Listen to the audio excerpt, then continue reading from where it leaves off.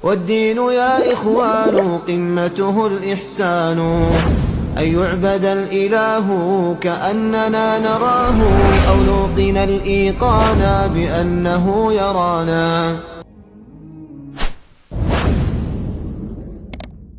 الحمد لله والصلاة والسلام على رسول الله وعلى آله وصحبه ومن والاه. أما بعد، صلاة العيدين ወይም የዒድ ሶላትን ቤት ውስጥ መስገድ በተመለከተ አጠር ያለ ማብራሪያ የምንሰጥበት ትምህርት ይሆናል። ነው ሶላተል ዒድ በርካታ ዑለሞች ዘንድ ፈርዱል ኪፋያ ማለት ከሙስሊሙ ማህበረሰብ ውስጥ የተወሰኑት ሊሰግዱት የሚገባ ግዴታ የሚሆን አንድ ሀገር ላይ ሁሉም ሶላተል ዒድን የተው እንደሆነ የሀገሩ ሰዎች ጥፋተኛ ተብሎ አላህ ዘንድ የሚጠየቁበት፣ የተወሰኑት ከሰገዱት ደግሞ ሌሎች ባይሰግዱ በግዴታው የማይጠየቁበት ማለት ነው። የተወሰኑ ዑለሞች ደግሞ እዚህ ደረጃ የደረሰ ግዴታ አይደለም ይልቅ የጠበቀ ሱና ነው ያሉበት ሁኔታ አለ። ዑሙመን ሶላተል ዒድ ከትልልቅ የእስላም መገለጫዎች መሃል አንዱ ከመሆኑ አንፃር ሙስሊሞች ሶላተል ዒድን ሊተው አይገባም። ሶላት የዒደል ፍጥርም ይሁን የዒድ አልአድሓ ሶላተል ዒድ የሚሰገደው 2 ረክዓ ብቻ ነው። የመጀመሪያው ረክዓ ላይ ፋቲሓ ተቀርቶ ከዛ በኋላ ሰቢሕ እስመ ረቢከል አዕላ ይቀራል። ሁለተኛው ላይ እንደዚሁ ፋቲሓ ተቀርቶ ሀል አታከ ሐዲሱል ጋሺያ ይቀራል። ሱረቱል ቃፍና ኢቅተረበ ወይም ሱረቱል ቀመርንም መቅራት ይቻላል። ፋቲሓ ከመቅራት በፊት ተክቢራ ተደርጎ የመጀመሪያው የመክፈቻ ተክቢረቱል ኢሕራም ተደርጎ 7 ጊዜ አላሁ አክበር አላሁ አክበር አላሁ አክበር ይባላል። ከዛ በኋላ ፋቲሓ ይቀራል። ከዛ ሱራው ይቀራል። ሱረቱል አዕላንም ይሁን ጋሺያን አያ ደግሞ ቃፍንም ይሁን አልቀመርን ያልሐፈዘ ሰው የቻለውን ሌላ ሱራ መቅራት ይችላል። ከፋቲሓው ከቁርአኑ በኋላ ሩኩዕ ተደርጎ ስጁድ ተደርጎ ሩኩዑ ስጁዱ ላይ ሌላ ጊዜ የሚባሉ ዚክሮች ተብለው ከዛ በኋላ ወደ ሁለተኛው ረክዓ በመነሳት አላሁ አክበር ይባላል። ስንነሳ ከምንለው አላሁ አክበር ወይም ተክቢር በኋላ 5 ጊዜ በመደዳ አላሁ አክበር ይባላል። የመጀመሪያው ተክቢር ላይ ከተክቢረቱል ኢሕራም ከመክፈቻው ተክቢር በኋላ 7 ጊዜ፣ ሁለተኛው ረክዓ ላይ ደግሞ ከሱጁድ ስንነሳ ከምንለው ተክቢር ውጪ 5 ጊዜ ተክቢር ይባልና ከዛ ፋቲሓ ይቀራል። በተክቢሮች መሃል የሚባል ዚክር አለ ወይስ የለም የሚለውን በተመለከተ አንዳንድ ዑለሞች ከአንዳንድ ሱሐቦች እንደተገኘው ሱብሃንአላህ ወልሐምዱሊላህ ወላ ኢላሃ ኢለላህ ወላሁ አክበር ይባላል ብላ። ይሄን ማለትም ይቻላል፣ ዝም ብሎ ተክቢሮችን አከታትሎ ማለትም ይቻላል። ይህ የረካውን ብዛትና አፈጻጸሙን በተመለከተ ሲሆን የሶላተል ዒድ ወቅት መቼ ነው የሚለውን በተመለከተ የሶላተል ዒድ ወቅት ልክ እንደ ሶላተል ዱሃን ፀሐይ ወጣ ከፍ ብላ በደንብ ጎልታ መታየት ከጀመረችበት ጊዜ ጀምሮ የዙህር ወቅት እስኪቃረብ ድረስ የዙህር ወቅት ሊገባ 25 አካባቢ ደቂቃ እስኪቀረው ድረስ ማለት ነው። የዒዱ ሶላት የዒድ አልአድሓ ሲሆን ፈጠን ብሎ መስገዱ ሱና ነው። የዒድ አልፊጥር ሲሆን ደግሞ ትንሽ ዘግየት ማድረጉ ሱና ነው። በጥቅሉ የዒድ አልአድሓ ላይ ሰዎች ወደ ቤታቸው ፍጥነት ተመልሰው ሙድሒያቸውን በጊዜ ያርዱ ዘንድ ነው። ዒድ አልፊጥር ላይ ማዘግየቱ የተወደደው ሰዎች ዘካተል ፍጥራቸውን አውጥተው ሳይጨናነቁ ለሶላት እንዲደርሱ በማለት ነው። በመሰረቱ የሶላቱ ወቅት ሰፊ ነው። ፀሐይ ከወጣችበትና ከፍ ብላ ጎልታ ከታየችበት ሰዓት ጀምሮ ፀሐይ እኩለ ሰማይ እስከምትሆንበት ጊዜ ድረስ አሊያ ደግሞ ለዙህር 20-25 ደቂቃ እስኪቀር ባለው ጊዜ ውስጥ ይሰገዳል። በመሰረቱ ሶላተል ዒድን ሜዳ ላይ ግልጥ የሆነ ሰፊ የሆነ ቦታ ላይ መስገድ ሱና ነው። አስፈላጊ ሆኖ ከተገኘ ዝናብ ካለ ሜዳ የሚሰገድበት ስፍራ ከሌለ የተለያዩ ምክንያቶች ካሉ መስጂድ ውስጥ መስገድም ይቻላል። ሶላተል ዒድ ከሙስሊሞች ጋር በጀማዓ ያመለጠው ሰው ቤት ውስጥ ቀዷ ማውጣት መስገድ ይችላል። ቤት ውስጥ ቀዷ በሚያወጣበት ጊዜ የተወሰኑ ዑለሞች 4 ረክዓ ነው ቀዷ የሚያወጣው። ጁሙዓ ሶላት ያለፈው ሰው ያለፈውን የጁሙዓ ሶላት ዙህር አድርጎ 4 ረክዓ እንደሚሰግደው ያሉ አሉ። ሌሎች ደግሞ 2 ረክዓ ነው የሚሰግደው ያሉ አሉ። ይህን የምንለው በመሰረቱ ሀገሩ ላይ በየቦታው ተሰግዶ በግለሰብ ደረጃ መስገድ ያልቻለ ሆኖ በግሉ በሚሰግድበት ጊዜ ነው። ነገር ግን አሁን ላይ በኮሮና ወረርሽኝ ምክንያት እንደተለመደው በየቦታው በየመስጂድና ሜዳው ስለማይሰገድ ሰዎች በቤቶቻቸው ውስጥ መስገድ ይችላሉ። ይህንንም ዑለሞች ፉቃሃዎች ከትለን እንደምንገልጸው ቤት መስገድ እንደሚቻል ተናግረዋል። መስጂድ ሄደው ሜዳ ሄደው መስገድ ለማይችሉ ሰዎች። ስለዚህ 2 ረካ ያድርግ 4 ረካ ያድርግ የሚባለው በመሰረቱ በሀገሩ በአካባቢው ተሰግዶ ሳለ በግለሰብ ደረጃ ዑድር ኖሮት ሄዶ መስገድ ላልቻለ ሰው እንደ ቀዷ ስለሚሰግደው ጁሙዓ ያመለጠው ሰው 4 እንደሚሰግደው፣ ጁሙዓ ያልሰገደ ሰው በዛ ቀን ዙህሩን 4 እንደሚሰግደው፣ ዒድም ያመለጠው 4 ይስገድ ነው የተባለው። ነገር ግን ሀገሩ ላይ ካልተሰገደ እንደ አዲስ ቀጥታ እየሰገደ ስለሆነ 2 ረካ መስገድ ይቻላል።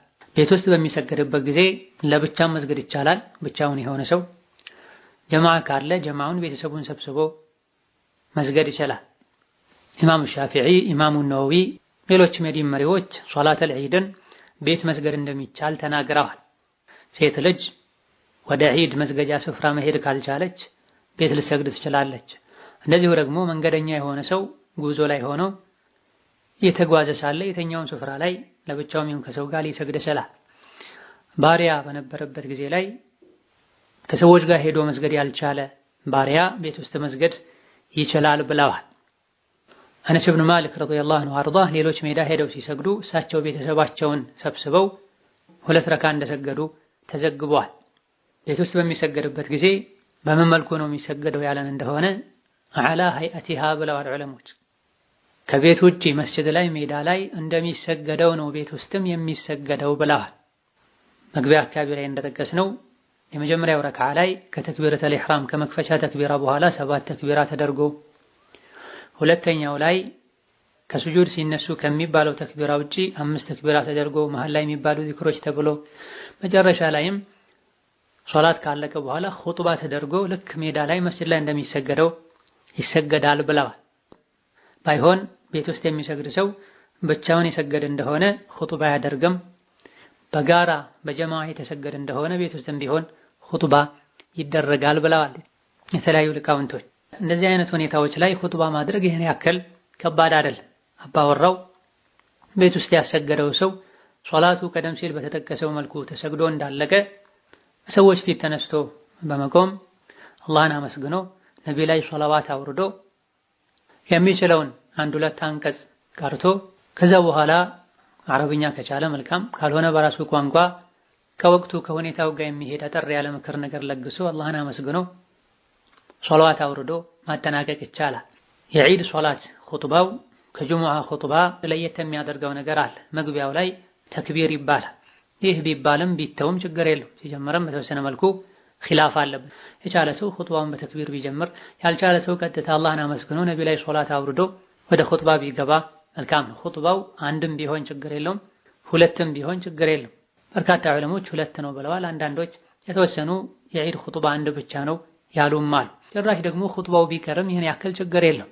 በተሟላ ሱናውን በጠበቀ መልኩ መስገድ ያልቻለ ሰው ወይም መስገድ ማይችሉበት ሁኔታ ከተፈጠረ እንዴተኛውም 2 ረክዓ ብቻ ቢሰግዱ ሶላተል ዒድ እንደሚሆን የጠቀሱ ፉቃሃዎች አሉ።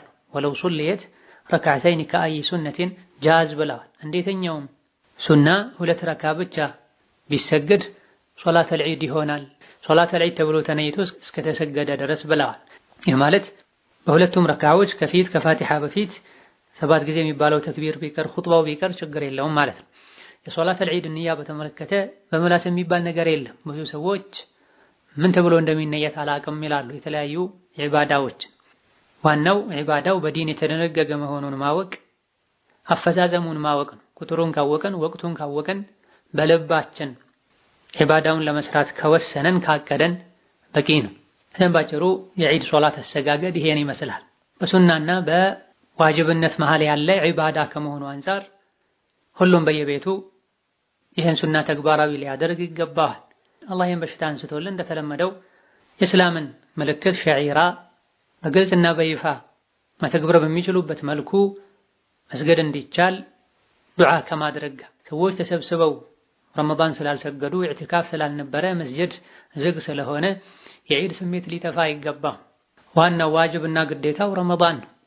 ረመዳንን ለመጾም አላህ ስላበቃን በዚህ ልንደሰት፣ ለምስኪኖች ዘካተል ፍጥር ልንሰጥ፣ ራሳችን ልንደሰት፣ ቤተሰቦቻችንን በቻልነው ያክል ልናስደሰት ይገባናል። ከዒደል ፍጥር ጋር በተያያዘ ሌላ ተጨማሪም ሱና አለ። እነሆ ከመስገዳችን በፊት ቀድሞ በቴምር ማፍጠር፣ በሌሎችም ሰዎች በቀረባቸው በሚገረላቸው ነገር ማፍጠር ሱና ነው። ነብዩ ሰለላሁ ዐለይሂ ወሰለም ዒደል ፍጥር ሶላት ከመስገዳቸው በፊት ዊትር የሆነ ቴምር ቀምሰው ሄዱ እንደነበረ ተነግሯል። ዒደል አድሃ አረፋ በዓል ሲሆን ደግሞ ምንም ሳይበሉ ሄደው ሰግደው ተመልሰው መተው ከውድሕያቸው ቀድመው ይበሉ እንደነበረ ተነግሯል።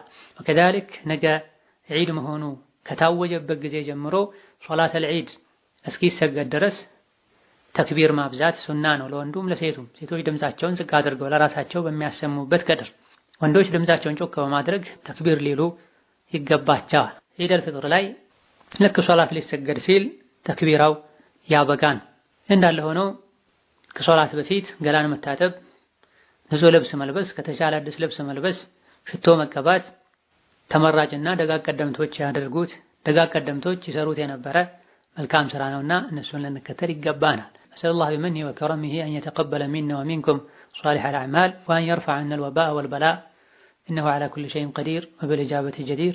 ወሰላሙ ዐለይኩም ወረሕመቱላሂ ወበረካቱህ። ሶላት አልዒደይንን ወይም የዒድ ሶላትን ቤት ውስጥ መስገድ በተመለከተ አጠር ያለ ማብራሪያ የምንሰጥበት ትምህርት ይሆናል።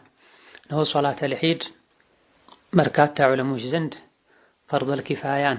ፈርዶል ኪፋያ ማለት ከሙስሊሙ ማህበረሰብ ውስጥ የተወሰኑት ሊሰግዱት የሚገባ ግዴታ የሚሆን አንድ ሀገር ላይ ሁሉም ሶላተል ዒድን የተው እንደሆነ የሀገሩ ሰዎች ጥፋተኛ ተብሎ አላህ ዘንድ የሚጠየቁበት፣ የተወሰኑት ከሰገዱት ደግሞ ሌሎች ባይሰግዱ በግዴታው የማይጠየቁበት ማለት ነው።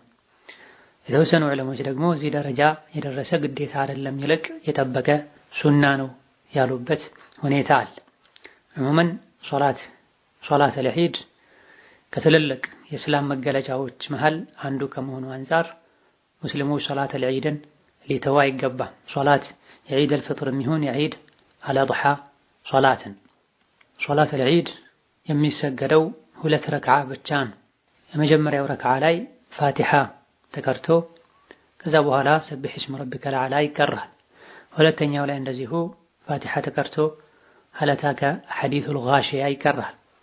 ሱረቱል ቃፍና ኢቅተረበ ወይም ሱረቱል ቀመርንም መቅራት ይቻላል። ፋቲሃ ከመቅራት በፊት ተክቢራ ተደርጎ የመጀመሪያው የመክፈቻ ተክቢረቱል ኢሕራም ተደርጎ 7 ጊዜ አላሁ አክበር አላሁ አክበር አላሁ አክበር ይባላል። ከዛ በኋላ ፋቲሃ ይቀራል። ከዛ ሱራው ይቀራል። ሱረቱል አዕላንም ይሁን ጋሺያን አያ ደግሞ ቃፍንም ይሁን አልቀመርን ያልሐፈዘ ሰው የቻለውን ሌላ ሱራ መቅራት ይችላል። ከፋቲሃው ከቁርአኑ በኋላ ሩኩዕ ተደርጎ ስጁድ ተደርጎ ሩኩዑ ስጁዱ ላይ ሌላ ጊዜ የሚባሉ ዚክሮች ተብለው ከዛ በኋላ ወደ ሁለተኛው ረክዓ በመነሳት አላሁ አክበር ይባላል። ስንነሳ ከምንለው አላሁ አክበር ወይም ተክቢር በኋላ 5 ጊዜ በመደዳ አላሁ አክበር ይባላል። የመጀመሪያው ተክቢር ላይ ከተክቢረቱል ኢሕራም ከመክፈቻው ተክቢር በኋላ 7 ጊዜ፣ ሁለተኛው ረክዓ ላይ ደግሞ ከስጁድ ስንነሳ ከምንለው ተክቢር ውጪ 5 ጊዜ ተክቢር ይባልና ከዛ ፋቲሃ ይቀራል። በተክቢሮች መሃል የሚባል ዚክር አለ ወይስ የለም የሚለውን በተመለከተ አንዳንድ ዑለሞች ከአንዳንድ ሱሐቦች እንደተገኘው ሱብሃንአላህ ወልሐምዱሊላህ ወላ ኢላሃ ኢለላህ ወላሁ አክበር ይባላል ብላ። ይሄን ማለትም ይቻላል። ዝም ብሎ ተክቢሮችን አከታትሎ ማለትም ይቻላል። ይህ የረካውን ብዛትና አፈጻጸሙን በተመለከተ ሲሆን የሶላተል ዒድ ወቅት መቼ ነው የሚለውን በተመለከተ የሶላተል ዒድ ወቅት ልክ እንደ ሶላተ ዱሃን ፀሐይ ወጥታ ከፍ ብላ በደንብ ጎልታ መታየት ከጀመረችበት ጊዜ ጀምሮ የዙህር ወቅት እስኪቃረብ ድረስ የዙህር ወቅት ሊገባ 25 አካባቢ ደቂቃ እስኪቀረው ድረስ ማለት ነው። የዒዱ ሶላት የዒድ አልአድሃ ሲሆን ፈጠን ብሎ መስገዱ ሱና ነው። የዒድ አልፊጥር ሲሆን ደግሞ ትንሽ ዘግየት ማድረጉ ሱና ነው። በጥቅሉ የዒድ አልአድሃ ላይ ሰዎች ወደ ቤታቸው ፍጥነት ተመልሰው ሙድሒያቸውን በጊዜ ያርዱ ዘንድ ነው። የዒድ አልፊጥር ላይ ማዘግየቱ የተወደደው ሰዎች ዘካተል ፍጥራቸውን አውጥተው ሳይጨናነቁ ለሶላት እንዲደርሱ በማለት ነው። በመሰረቱ የሶላቱ ወቅት ሰፊ ነው። ፀሐይ ከወጣችበትና ከፍ ብላ ጎልታ ከታየችበት ሰዓት ጀምሮ ፀሐይ እኩለ ሰማይ እስከምትሆንበት ጊዜ ድረስ አሊያ ደግሞ ለዙሁር 20-25 ደቂቃ ሲቀር ባለው ጊዜ ውስጥ ይሰገዳል። በመሰረቱ ሶላተል ዒድን ሜዳ ላይ ግልጥ የሆነ ሰፊ የሆነ ቦታ ላይ መስገድ ሱና ነው። አስፈላጊ ሆኖ ከተገኘ ዝናብ ካለ ሜዳ የሚሰገድበት ስፍራ ከሌለ የተለያዩ ምክንያቶች ካሉ መስጂድ ውስጥ መስገድም ይቻላል። ሶላተል ዒድ ከሙስሊሞች ጋር በጀማዓ ያመለጠው ሰው ቤት ውስጥ ቀዷ ማውጣት መስገድ ይችላል።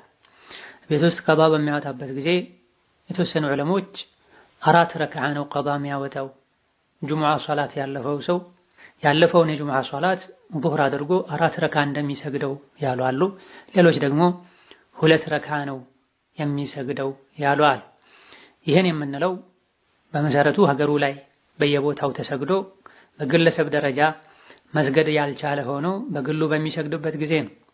ነገር ግን አሁን ላይ በኮሮና ወረርሽኝ ምክንያት እንደተለመደው በየቦታው በየመስጂድና ሜዳው ስለማይሰገድ ሰዎች በቤቶቻቸው ውስጥ መስገድ ይችላሉ።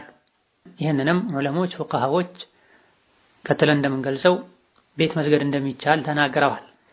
መስጂድ ሄደው ሜዳ ሄደው መስገድ ለማይችሉ ሰዎች ስለዚህ 2 ረካ ያድርግ 4 ረካ ያድርግ የሚባለው በመሰረቱ በሀገሩ በአካባቢው ተሰግዶ ሳለ በግለሰብ ደረጃ ዑድር ኖሮት ሄዶ መስገድ ላልቻለ ሰው እንደ ቀዷ ስለሚሰግደው ጁሙዓ ያመለጠው ሰው 4 እንደሚሰግደው ጁሙዓ ያልሰገደ ሰው በዛ ቀን ዙህሩን 4 እንደሚሰግደው ዒድም ያመለጠው 4 ይስገድ ነው የተባለው። ነገር ግን ሀገሩ ላይ ካልተሰገደ እንደ አዲስ ቀጥታ እየሰገደ ስለሆነ 2 ረካ መስገድ ይቻላል። ቤት ውስጥ በሚሰገድበት ጊዜ ለብቻም መስገድ ይቻላል። ብቻውን የሆነ ሰው ጀማዓ ካለ ጀማዓውን ቤተሰቡን ሰብስቦ መስገድ ይችላል። ኢማሙ ሻፊዒ፣ ኢማሙ ነወዊ፣ ሌሎችም የዲን መሪዎች ሶላተል ዒድን ቤት መስገድ እንደሚቻል ተናግረዋል። ሴት ልጅ ወደ ዒድ መስገጃ ስፍራ መሄድ ካልቻለች ቤት ልሰግድ ትችላለች። እንደዚሁ ደግሞ መንገደኛ የሆነ ሰው ጉዞ ላይ ሆኖ እየተጓዘ ሳለ የተኛውን ስፍራ ላይ ለብቻውም ይሁን ከሰው ጋር ሊሰግድ ይችላል። ባሪያ በነበረበት ጊዜ ላይ ከሰዎች ጋር ሄዶ መስገድ ያልቻለ ባሪያ ቤት ውስጥ መስገድ ይችላል ብለዋል። አነስ ኢብኑ ማሊክ ረዲየላሁ ዐንሁ አርዳህ ሌሎች ሜዳ ሄደው ሲሰግዱ እሳቸው ቤተሰባቸውን ሰብስበው 2 ረካ እንደሰገዱ ተዘግቧል። ቤት ውስጥ በሚሰገድበት ጊዜ በምን መልኩ ነው የሚሰገደው ያለን እንደሆነ አላ ሀይአቲሃ ብለዋል ዑለሞች። ከቤት ውጪ መስጂድ ላይ ሜዳ ላይ እንደሚሰገደው ነው ቤት ውስጥም የሚሰገደው ብለዋል።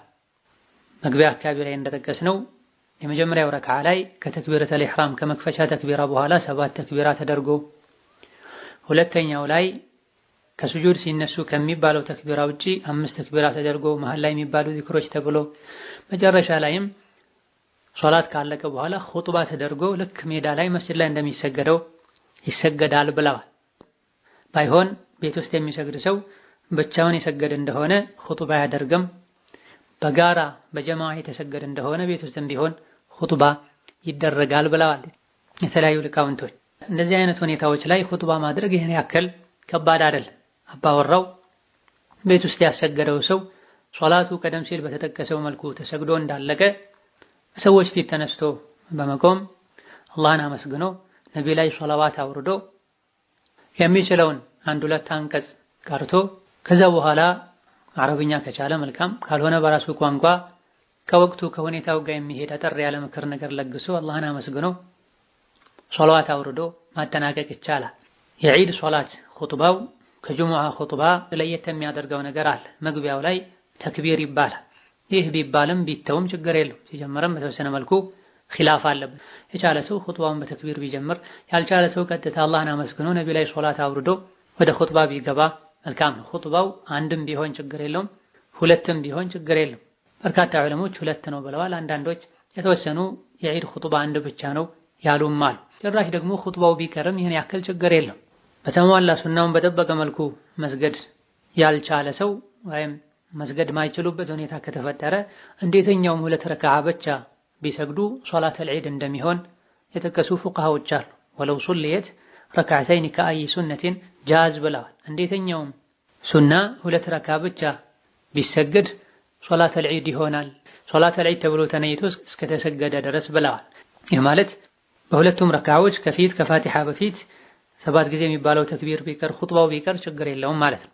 የሶላተል ዒድ ንያ በተመለከተ በምላስ የሚባል ነገር የለም። ብዙ ሰዎች ምን ተብሎ እንደሚነየት አላቅም ይላሉ። የተለያዩ ዒባዳዎች ዋናው ዒባዳው በዲን የተደነገገ መሆኑን ማወቅ አፈዛዘሙን ማወቅ ነው። ቁጥሩን ካወቀን ወቅቱን ካወቀን በልባችን ዒባዳውን ለመስራት ከወሰነን ካቀደን በቂ ነው። ባጭሩ የዒድ ሶላት አሰጋገድ ይሄን ይመስላል። በሱናና በዋጅብነት መሃል ያለ ዒባዳ ከመሆኑ አንፃር ሁሉም በየቤቱ ይህን ሱና ተግባራዊ ሊያደርግ ይገባዋል። አላህ ይህን በሽታ አንስቶልን እንደተለመደው የእስላምን ምልክት ሸዒራ በግልጽና በይፋ መተግበር በሚችሉበት መልኩ መስገድ እንዲቻል ዱዓ ከማድረግ ሰዎች ተሰብስበው ረመዳን ስላልሰገዱ ኢዕቲካፍ ስላልነበረ መስጂድ ዝግ ስለሆነ የዒድ ስሜት ሊጠፋ አይገባም። ዋናው ዋጅብና ግዴታው ረመዳን ነው። ረመዳንን ለመጾም አላህ ስላበቃን በዚህ ልንደሰት፣ ለምስኪኖች ዘካተል ፍጥር ልንሰጥ፣ ራሳችን ልንደሰት፣ ቤተሰቦቻችንን በቻልነው ያክል ልናስደሰት ይገባናል። ከዒደል ፍጥር ጋር በተያያዘ ሌላ ተጨማሪም ሱና አለ።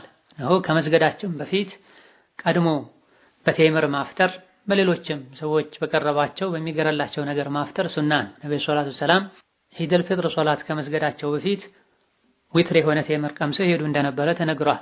ዒደል አድሃ አረፋ በዓል ሲሆን ደግሞ ምንም ሳይበሉ ሄደው ሰግደው ተመልሰው መተው ከኡድሒያቸው ቀድመው ይበሉ እንደነበረ ተነግሯል።